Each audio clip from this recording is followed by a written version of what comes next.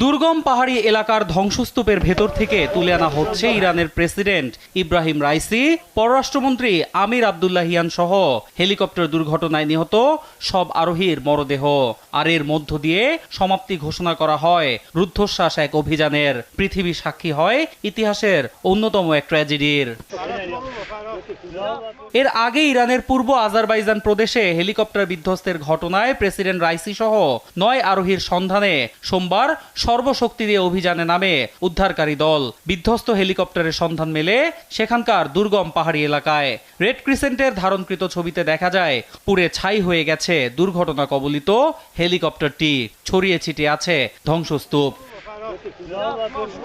এদিকে রাইসির মৃত্যুতে রাজনৈতিক সংকট এড়াতে এরই মধ্যে অন্তর্বর্তীকালীন প্রেসিডেন্ট হিসেবে নিয়োগ দেওয়া হয়েছে বর্তমান ভাইস প্রেসিডেন্ট মোহাম্মদ মোকবারকে। আর ভারপ্রাপ্ত পররাষ্ট্র